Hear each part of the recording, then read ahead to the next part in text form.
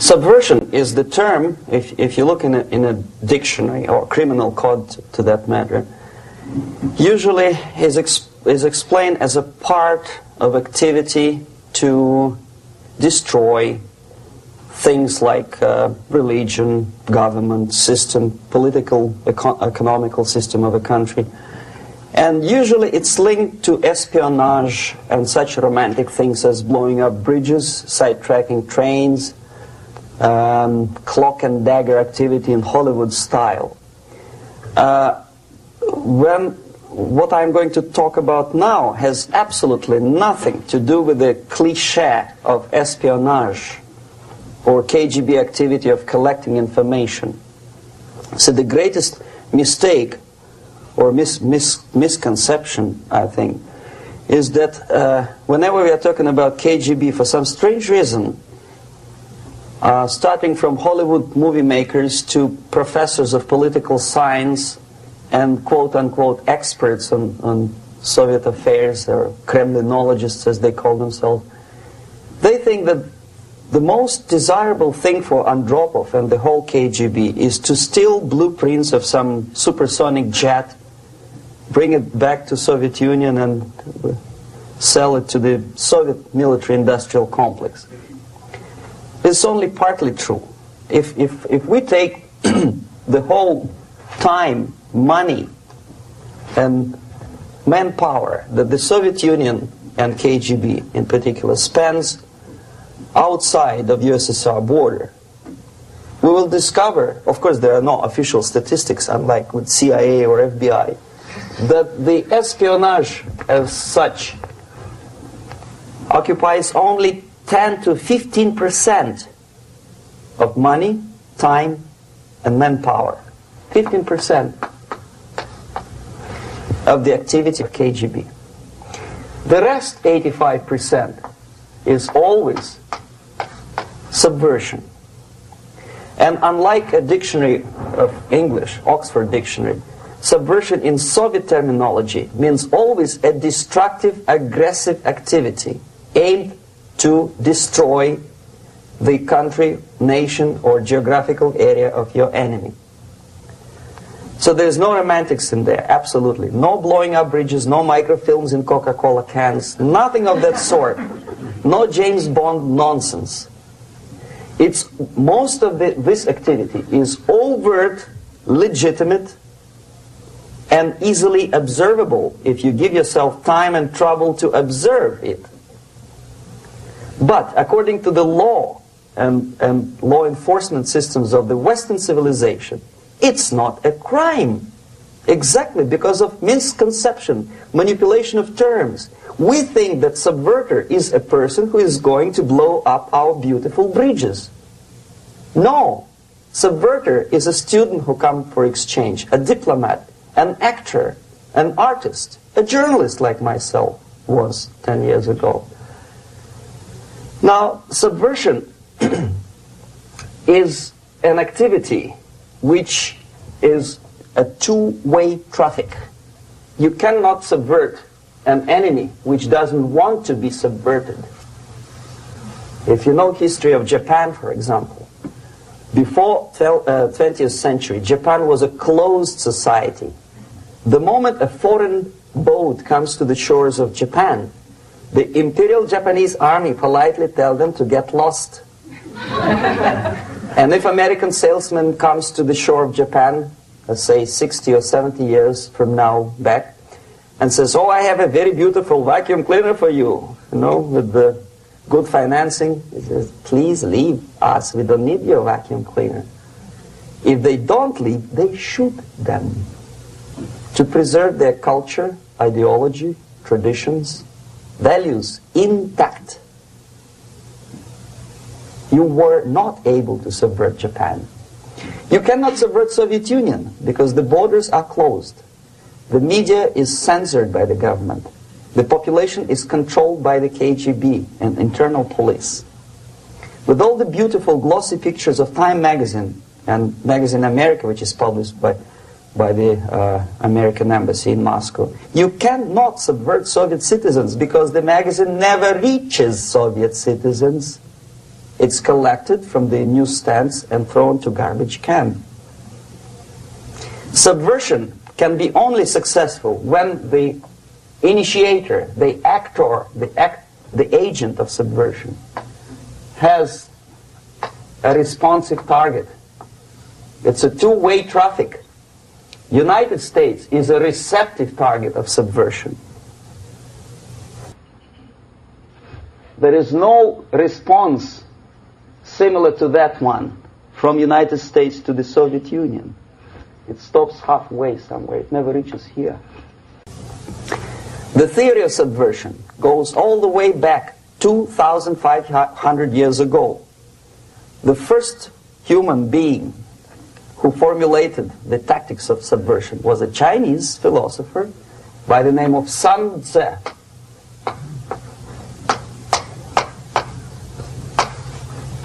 To 2,500 years BC. He was an advisor for several imperial courts in ancient China. And he said, after long meditation, that to implement state policy in a warlike manner, it's the most counterproductive, barbaric, and inefficient to fight on a battlefield.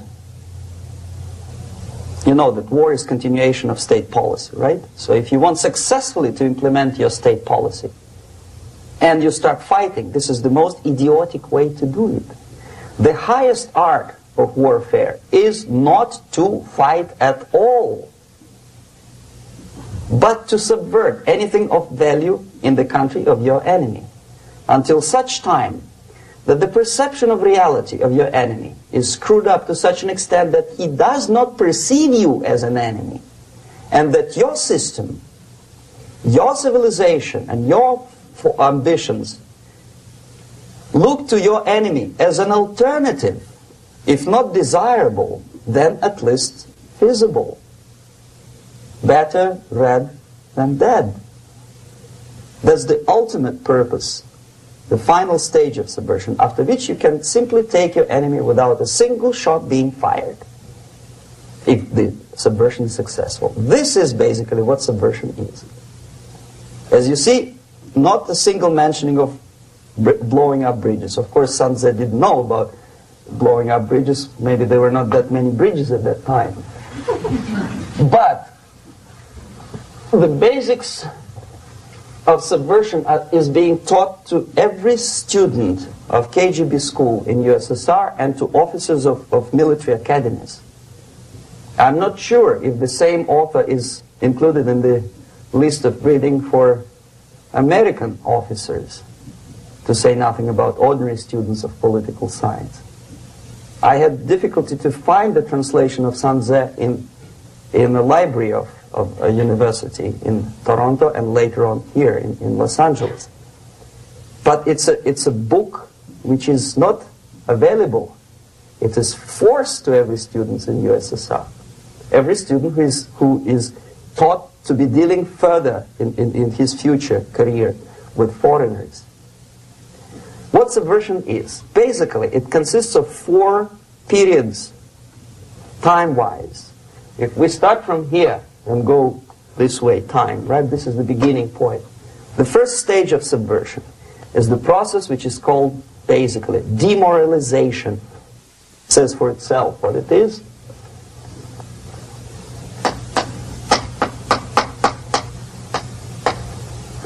It takes from,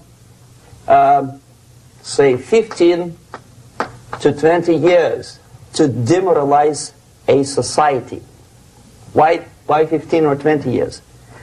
This is the time sufficient to educate one generation of students or children. One generation, one lifetime span of a person, a human being, which is dedicated to study, to shaping up the outlook, ideology, personality. No more, no less. Usually it takes from 15 to 20 years. What it includes? It includes influencing, or by various methods, infiltration, propaganda methods, direct contacts, doesn't really matter. I will describe them later. Of various areas where public opinion is formulated or shaped.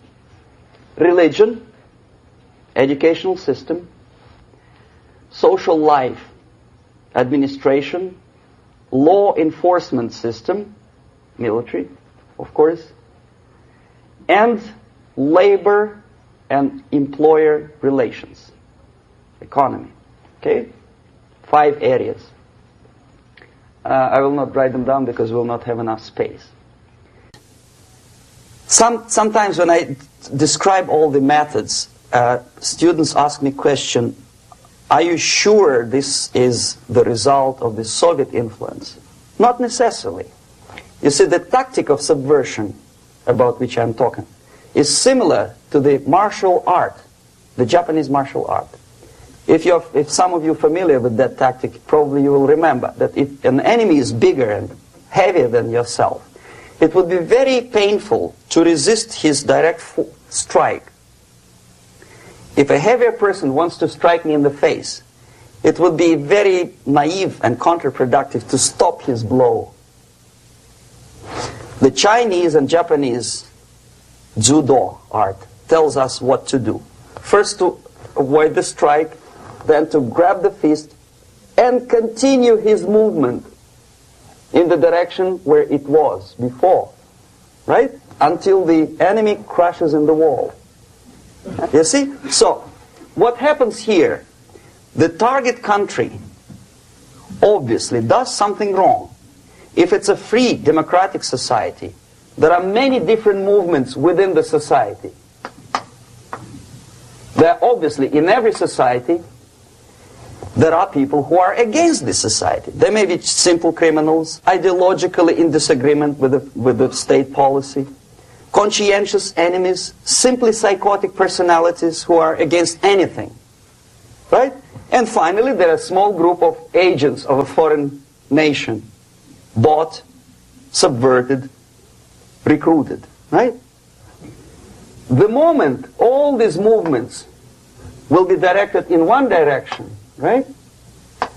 This is the time to catch that movement and to continue it until the movement forces the whole society into collapse, into crisis, right? So that's exactly the martial art tactic. We don't stop an enemy. We let him go. We help him to go in the direction we want them to go. Okay? So, on the stage of demoralization, obviously there are tendencies in each society, in each country, which are going to opposite direction from the basic moral values and principles. To take advantage of these movements, to capitalize on them, is the main purpose of the originator of subversion. So we have religion, we have education, we have social life, we have power structure, we have labor relations, unions, and finally we have law and order. 1, 2, 3, 4, 5, 6. Okay? These are the areas of application of subversion. What it means exactly? In case of religion, destroy it, ridicule it, replace it with various sects, cults, which bring people's attention, faith, whether it is naive, primitive, doesn't really matter. As long as the basically accepted religious dogma is being slowly eroded and taken away from the supreme purpose of religion, to keep people in touch with the supreme being, that serves the purpose. Therefore, replace it, accepted, respected religious organizations with fake organizations. Distract people's attention from the real faith and attract them to various different faiths. Education. Distract them from learning something which is constructive, pragmatic, efficient. Instead of mathematics, physics, foreign languages, chemistry, teach them history of urban warfare, natural food, home economy, your sexuality, anything, as long as it takes you away, okay, Social life. Replace traditionally established institutions and organizations with fake organizations. Take away the initiative from people. Take away the responsibility from naturally established links between individuals, group of individuals, and society at large, and replace them with artificially, bureaucratically controlled bodies. Instead of social life and friendship between neighbors, establish social workers institutions. People who are on payroll of whom? Society? No. Bureaucracy. The main concern of social workers is not your family, not you, not social relations between groups of people. The main concern is to get the paycheck from the government. What will be the result of their social work doesn't really matter. They can develop all kind of concepts to show to the government and to the people that they're useful. Okay. Away from the natural links. Power structure. Okay. The natural bodies of administration, which are traditionally either elected by people at large or appointed by elected leaders of society, are being actively substituted by artificial bodies. The bodies of people, groups of people, whom nobody elected. Never. As a matter of fact, most of the people don't like them at all, and yet they exist. One of such group is media. Who elected them? How come they have so much power? Almost monopolistic power on your mind. They can rape your mind. But who elected them? How come they have a nerve to decide what is good and what is bad for the elected by you, president, and his administration? Who the hell are they? Spiro Agnew, who was hated by the liberal left, called them a bunch of enfeebled snobs. And that's exactly what they are. They think they know. They don't. The level of mediocrity. In a big establishment like New York Times, Los Angeles Times, major television network, you don't have to be excellent journalist. You have to be exactly a mediocre journalist. That's easier to survive. There's no competition anymore. You have your good, nice income, $100,000 a year. That's it. Whether you are better or worse doesn't really matter anymore. As soon as you're smiling to the camera and do your job. That's it. No more competition. Power structure slowly is eroded by the bodies and groups of people who do not have neither qualification nor the will of people to keep them in power, and yet they do have power. Okay. Together with that, there is another process. Law enforcement, law and order organization and structure is being eroded. For the last 20, 25 years, if you see old movies and new movies, you can see that in new movies, a policeman, an officer of the United States Army looks dumb, angry, psychotic, paranoid.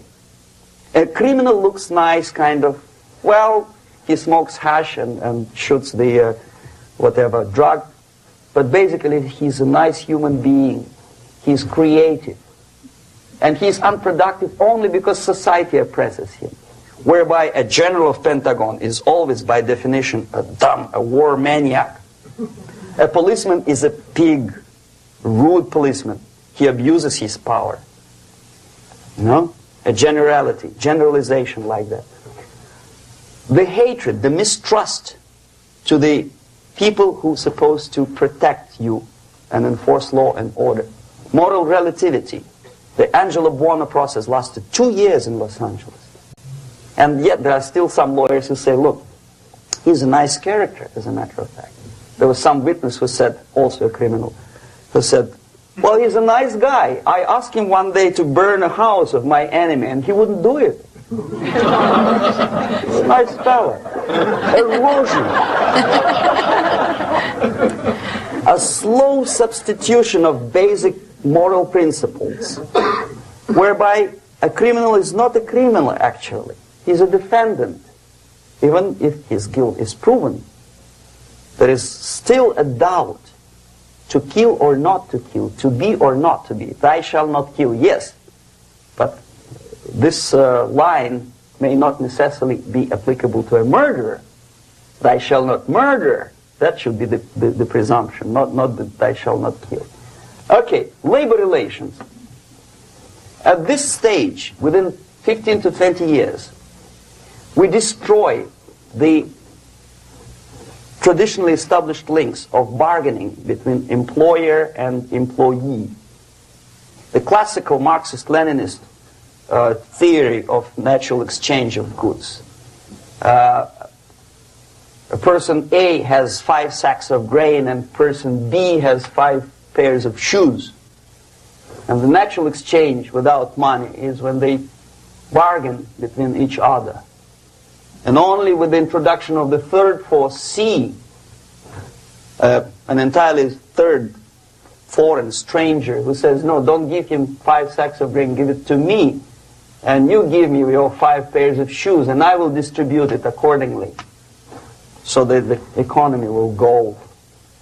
This is the death of natural exchange, death of natural bargaining. Well, trade unions were established 100 years ago. The objective was to improve working conditions and to protect the rights of workers from those employers who were abusing their right because they had more money. Objectively, at that time, initially, the trade union movement did work. What we see now is that the bargaining process is no longer resulting in the compromise, which is leading objectively to betterment of working conditions and increase of salary. What we see is that after each prolonged strike, the workers lose. Even if they have 10% increase of their salaries, they cannot catch up due to inflation and due to missed time. More than that, millions of people suffer from that strike because economy now is interdependent. It's intertwined like one body. If previously steel workers, say 100 years ago, could strike and nobody would suffer, now it's impossible anymore. If a garbage collector strikes today, the rest of the multi-million city is stinking.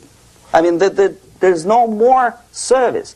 In Quebec, for example, we had the electricians who were on strike in the middle of winter.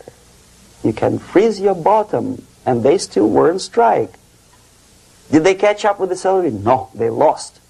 Who benefited? The leaders of trade union. What is the motivation for strike? Improving a worker's condition? No, obviously it's not. Then what is it? Ideology. To prove to these capitalists.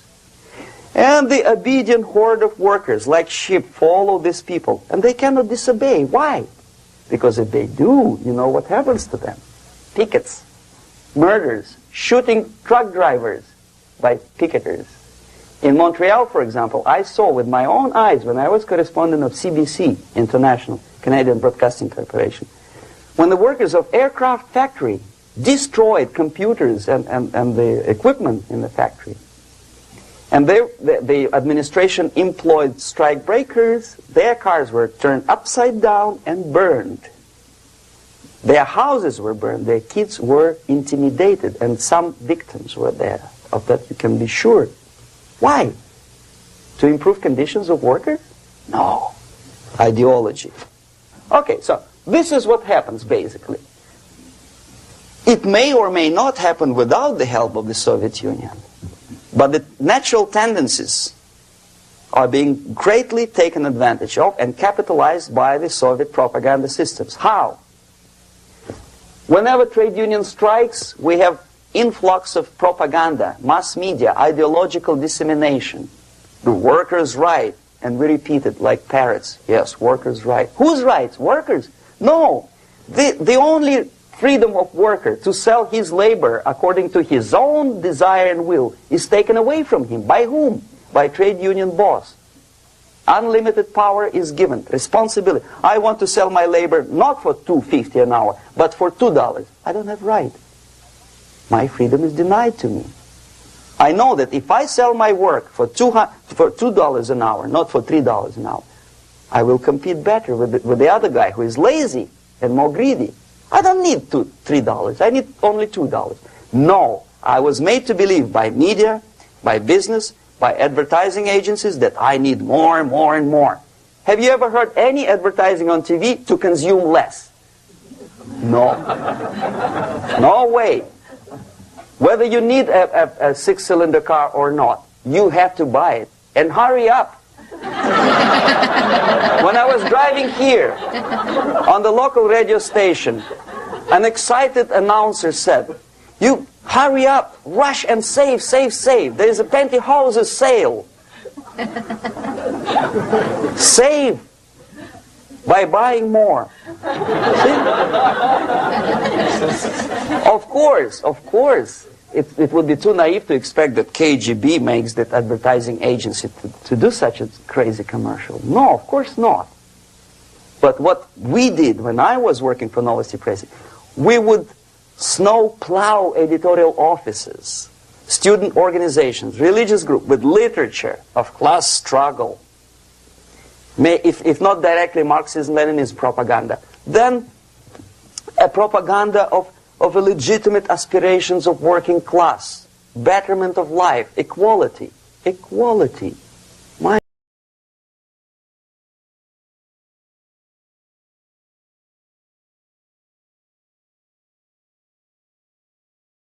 Is there any mentioning in the Bible or any other holy scripture in any religion, if you don't believe me, go to the library and check it,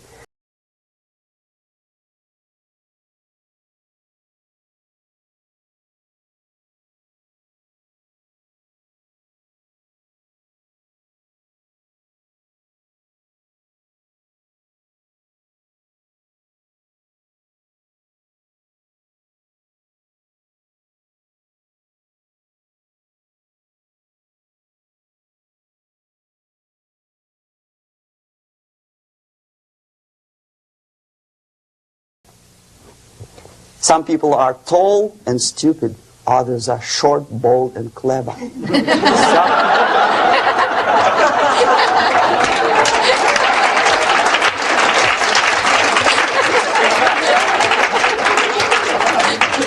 If we make them...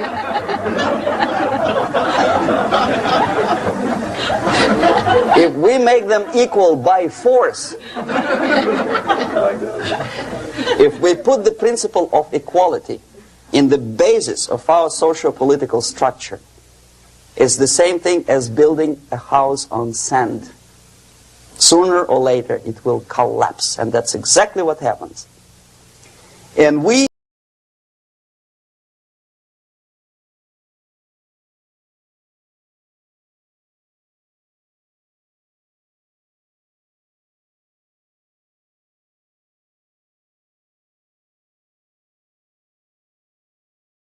opportunities. Should there be equal opportunities? For me and for a lazy bastard who come here from some other country and immediately registers as a welfare recipient benefits? I never received a single dollar. No, sorry, I did receive once. But I never applied for welfare. For the 13 years, I took any job. Security guard, journalist, taxi driver, anything. Well, I was restless, but some people don't like it. They immediately. So why should we have equal opportunities? Why? The equal opportunity to excel. Equal opportunity in equal circumstances, yes, but we know people are different. To excel, yes, provided we reach the same level of excellency, perfection, which is hypothetical, distant future. Yes, maybe. But we know perfectly well that even with the best intentions, people could not be equal. Why should we have equality in the, say, legal system?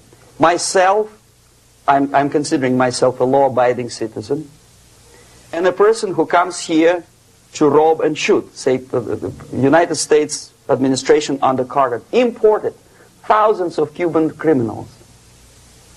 They were non-criminals, yet they were accepted. Do you think it's fair if myself and my wife from Philippines, who work like horse as a lab technician in a hospital should have the same rights as a criminal from Cuba? Why? And yet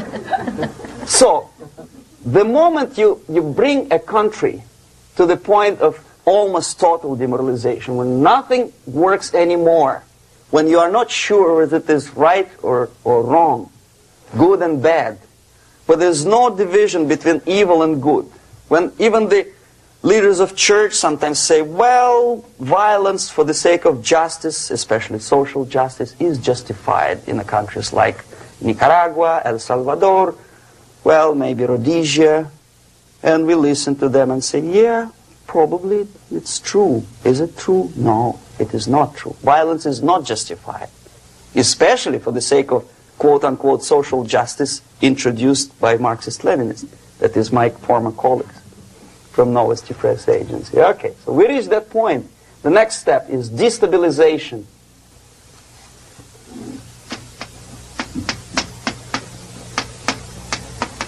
Again, this word says for itself what it is. To destabilize all the relations, all the accepted institutions and organizations in a country of your enemy. How you do it? You don't have to send a battalion of KGB agents to blow up bridges. No. You let them do it themselves. The area of application is, again, it's narrower now. Not like the previous case. The overt legitimate actions of the KGB in this case would be hardly noticeable. There is no crime if a professor who recently went to USSR introduces a course of Marxism-Leninism in a Californian college, for example. Nobody is going to come to his doorstep and say, okay, mister, come, you are under arrest. No, it's not a crime. It's not even considered a moral crime against your country. So the area of application here is narrowing down to economy, again labor relations, right? To law and order, plus military. And economy, law and order. Yes, and again the media, but wider scope, little bit different. I'll explain you later. Okay, basically 3 areas. Economy. The radicalization of bargaining process.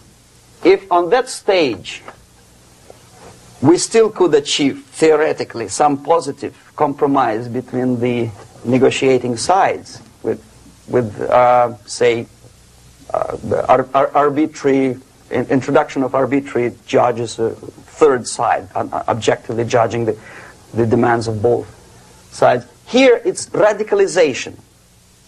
On the stage of destabilization, we cannot come to compromise even within a family. The husband and wife couldn't figure out which is better.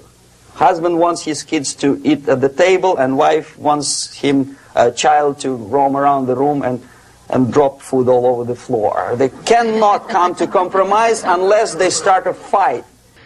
It's impossible to reach a compromise, constructive compromise, between neighbors.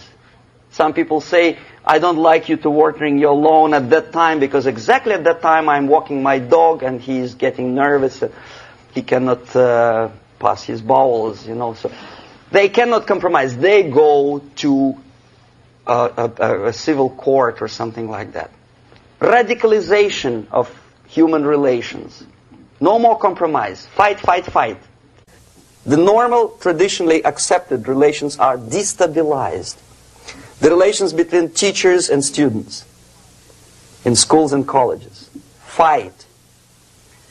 The relations between, in economical sphere, between laborers and employers are further radicalized. No more acceptance of the legitimacy of demands of workers. Unlike Japanese, with the theory Z, if you ever heard about it, where the workers are involved in decision-making process, therefore they don't have moral incentive to fight their bosses. In the United States, it's just the opposite. The harder is the fight, the better. The more heroic they look.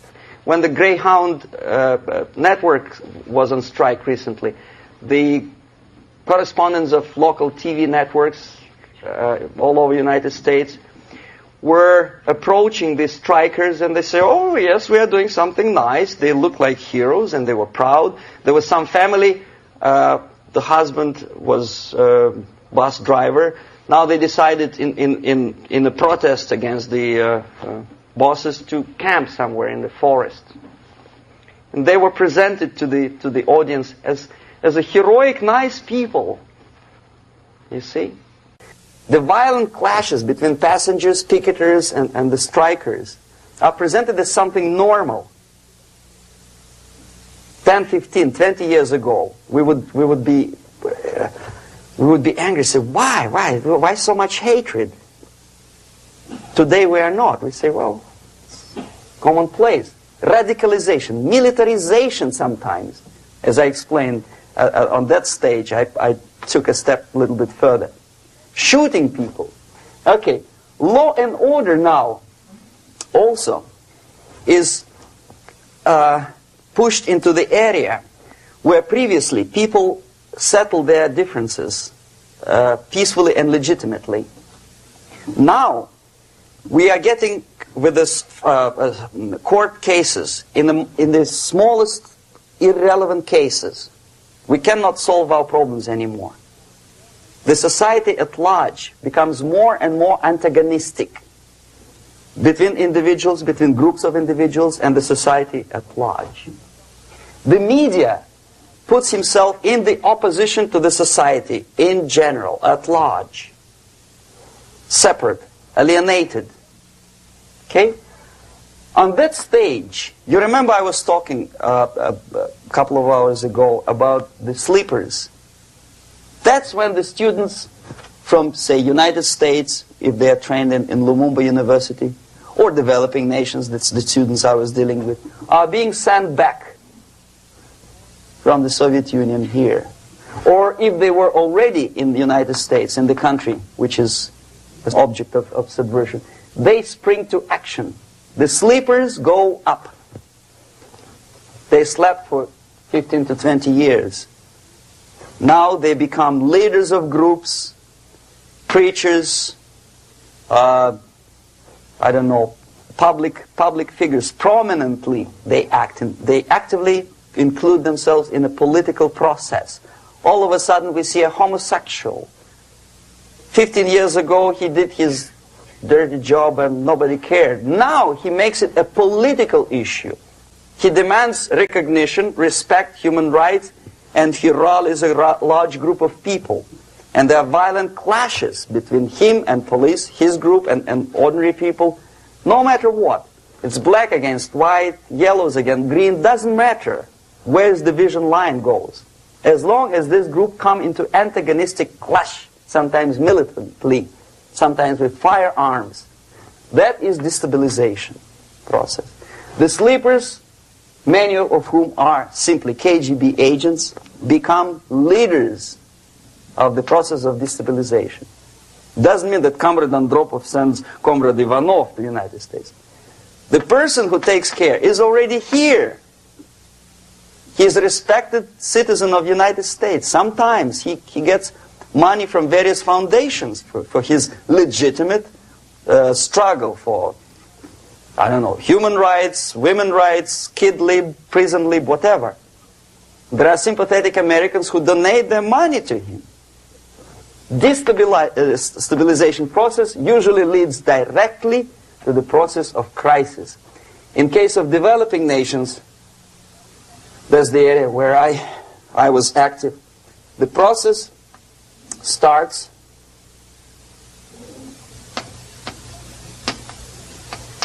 when the legitimate bodies of power, the social structure collapse. It cannot function anymore. So instead, we have artificial body injected into society, such as non-elected committees. You remember I was talking about them here. Social workers who are not elected by people, media who are self-appointed rulers of your opinion, some strange groups which claim that they know how to lead society forward. They don't usually. All they care is how to collect donations and sell their own concocted ideology, mixture of religion and ideology. Here, we have all this artificial body claiming power. If the power is denied to them, they take it by force. In case of Iran, for example, all of a sudden we have revolutionary committees. What kind of revolution? There was no revolution yet, and yet they had the committees. They were taking power of judgment. They had the power of execution, they had the power of legislation, and that they had the power of judicial. All of them combined in one person, who is half-baked intellectual, sometimes graduated from Harvard University or Berkeley. He comes back to his country and he thinks that he knows the answer to all the social, economical problems. Okay? Crisis is when society cannot function any more productively. It collapses, obviously. That's the word for crisis. So therefore, the population at large is looking for a savior. The religious groups are expecting a Messiah to come. The workers say, we have family to feed. Let's have a strong government, maybe socialist government, centralized. When somebody put the employers on their place and let us work. We are sick and tired of going to strike and missing overtime and all that stuff. We need some strong man, strong government, a leader, a savior is needed. Population is sick and tired already. And here we are. We have a savior. Either a foreign nation comes in, or the local group of leftists, Marxists, no matter what they call themselves, Sandinista, a reverend or some sort, Bishop Muzureva, like in Zimbabwe, doesn't matter. A savior comes and says, I will lead you. So we have two alternatives here. Civil war and invasion. Okay? See how it goes? Civil war, we know what it is. Lebanon is the best example. The civil war, which was artificially implanted in Lebanon by injection of force of PLO, Palestinian Liberation Organization. Invasion we had in many other countries like Afghanistan, name any East European country, it was invaded by the Soviet army. But the result is the same. The next stage is normalization. Normalization is a very ironic word, of course. It is borrowed from 1968 situation in Czechoslovakia, when the Soviet propaganda and after them New York Times declared the country is normalized. The tanks moved into Prague, so there's no more Prague Spring, there's no more violence.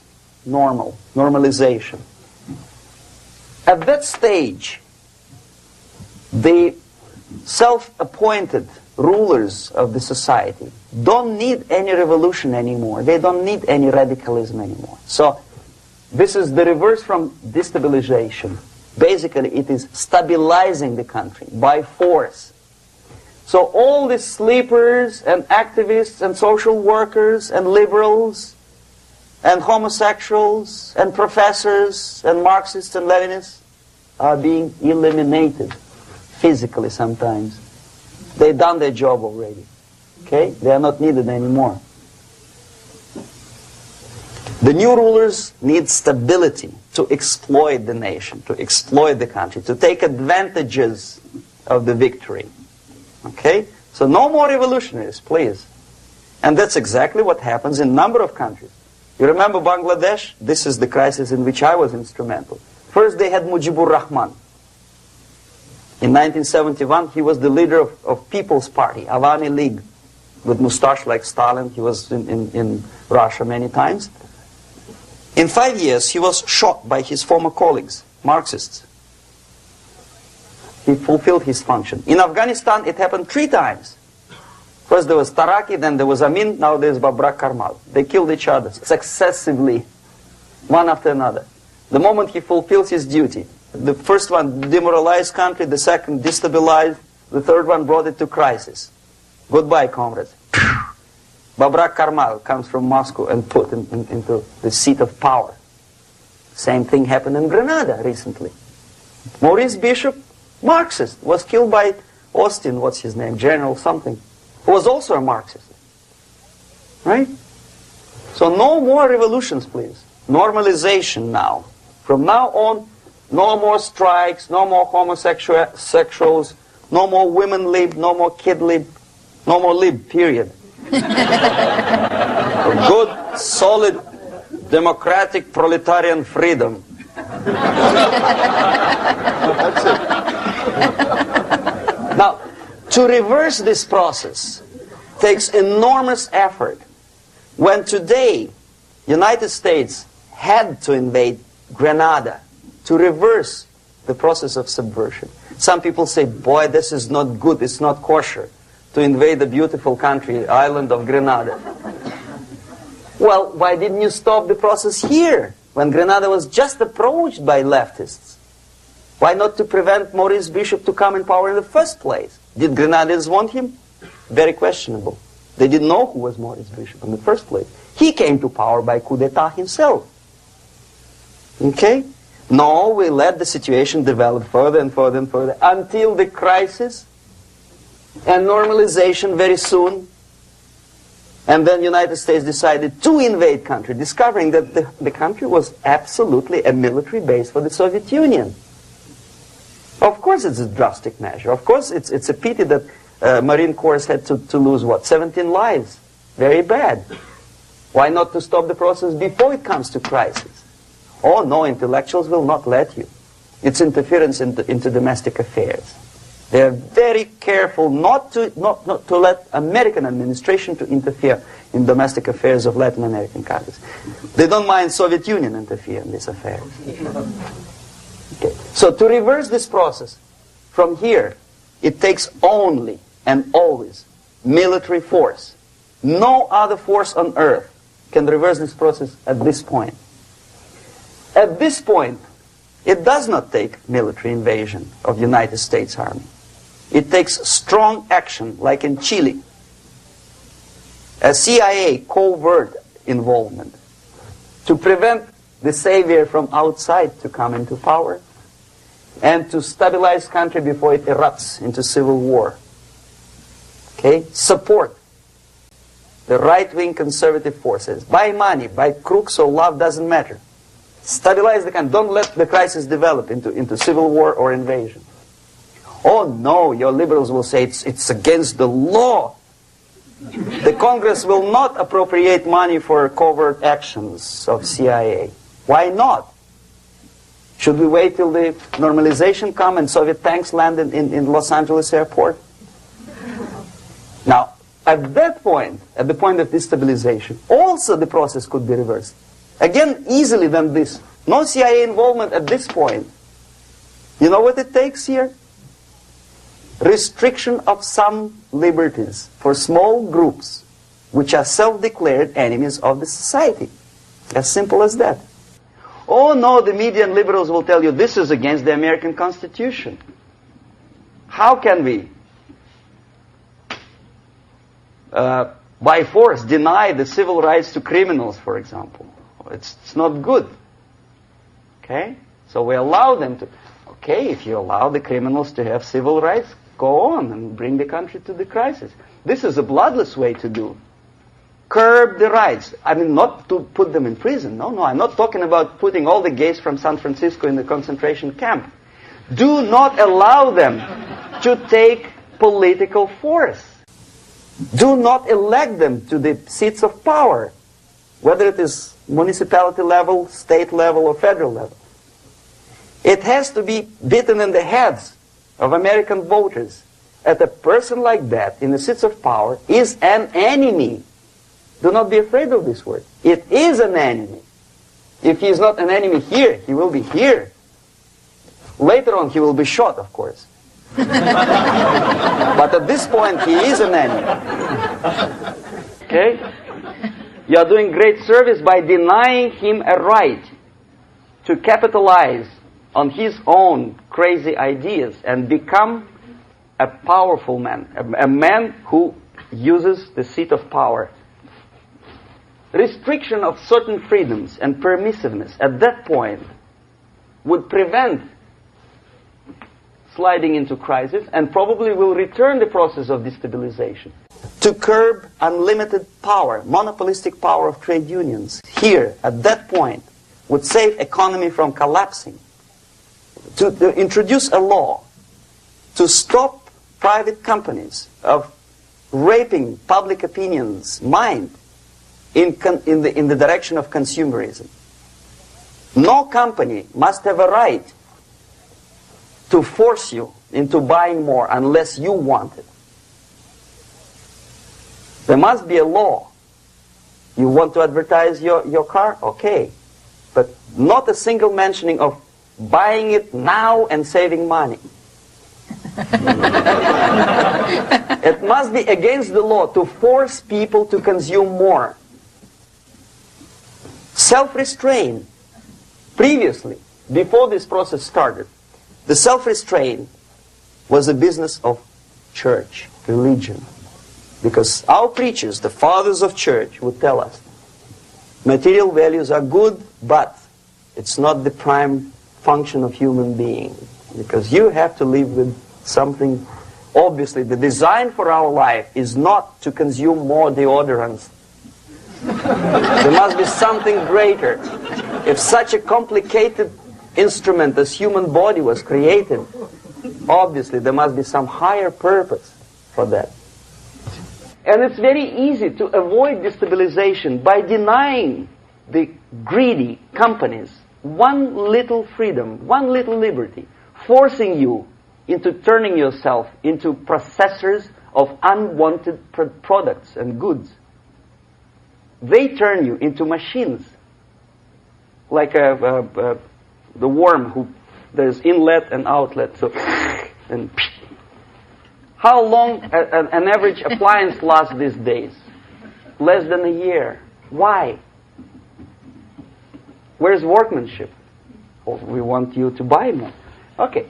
Destabilization process could be easily overcome if, as I say, the society, by its own will or after persuasion by the leaders, will come to the idea of self-restraint. It's so hard we want to consume more, but you have to. Unless you will come to this stage, when, as we say in Russia, if Sahara Desert ever becomes a communist state, there will be shortage of sand. So you have to curb your... You have to curb your expectations at this point before it's too late. But no, we don't want to do it. Demoralization process. Again, it's the easiest thing to reverse. First of all, by restricting import of propaganda. The easiest thing to do. Unlimited, unrestrained import of Soviet literature, Soviet journalists. Giving Soviet propaganda and ideological agitators equal time on American TV network. It has to be stopped. And it's easy. They won't be offended, mind you. As a matter of fact, they will respect America more. But when my former colleague Vladimir Posner appears on Nightline And Ted Koppel asked him, well, Vladimir, what do you think about this? And what can he think? He is an instrument of propaganda. He thinks what Comrade Andropov tells him to think. He's just a nice, articulate mouthpiece of the Soviet subversion system. And Ted Koppel makes you believe that my friend Vladimir Posner thinks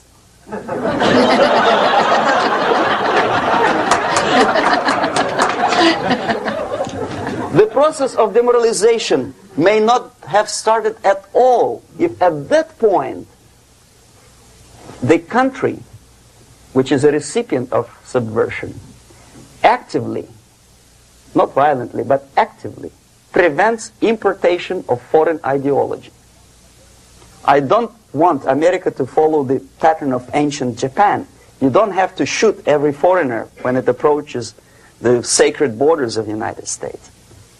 But when he offers you a junk in the disguise of very shiny something, you have to tell him, no, we have our own junk.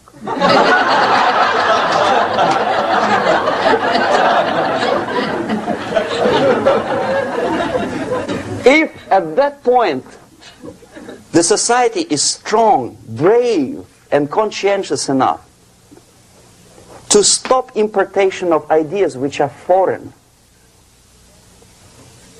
then the whole chain of events could be prevented. Recently I've been to Philippines, and I was shocked how in big cities like Manila, children listen to deafening music.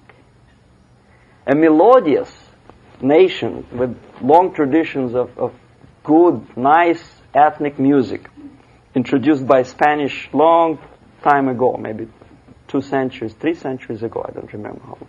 All of a sudden listen to musical garbage, blasting their radios at full blast, at full volume. Why?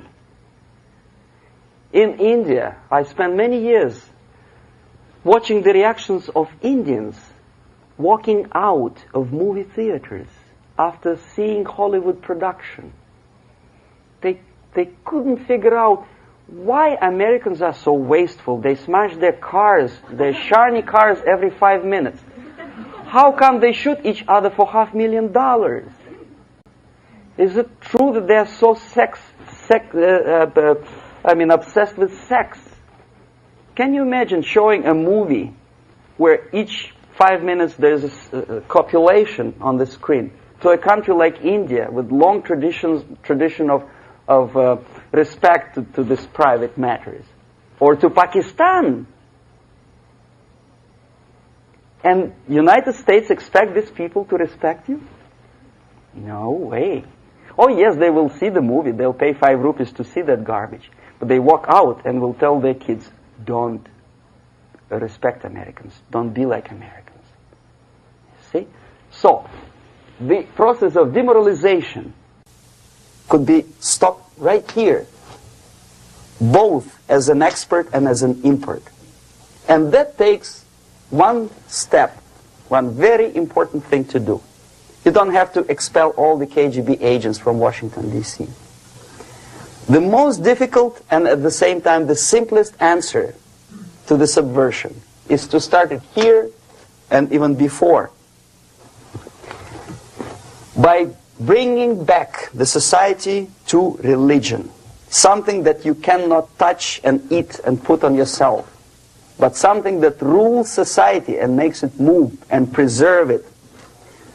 A Soviet scientist, Shafarevich, who has nothing to do with religion, he is a computer scientist, did a very intensive research on the history of socialist countries. He calls socialist or communist any country with a centralized economy and a pyramidal style of power structure. And he discovered, actually he didn't discover it, he just brought to attention of his readers, that civilizations like Mohenjo-Daro in the river Indus area, like Egypt, like Maya, Incas, like Babylonian culture, collapsed and disappeared from the surface of Earth. The moment they lost religion, as simple as that, they disintegrated. Nobody remembers about them anymore. Well, distantly. So, the ideas are moving society and keeping mankind as a society of human beings, intelligent, moral agents of God. The facts, the truth, the exact knowledge may not. All the sophisticated technology and computers will not prevent society from disintegrating and eventually dying out. Have you ever met a person who would sacrifice his life, freedom, for the truth like that? This is truth. I never met a person who said, this is truth and I'm ready to shoot me. To defend the truth. Right? But millions sacrifice their life, freedom, comfort, everything for things like God. Like Jesus Christ. It's an honor. Some martyrs in the Soviet concentration camp died. And they died in peace. Unlike those who shouted, "Long live Stalin," knowing perfectly well that he may not live long. Something which is not material moves society and helps it to survive. And the other way around. The moment we turn into 2 by 2 is 4 and make it a guiding principle of our life, our existence, we die. Even though this is true, and this we cannot prove. We only can feel and have faith in it.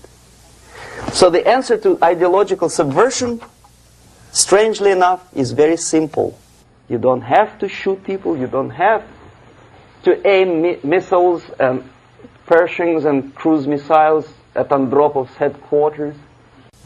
You simply have to have faith and prevent subversion. In other words, not to be a victim of subversion.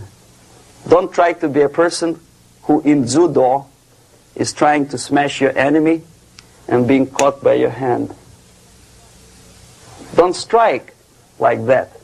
Strike with the power of spirit and moral superiority. If you don't have that power, it's high time to develop it.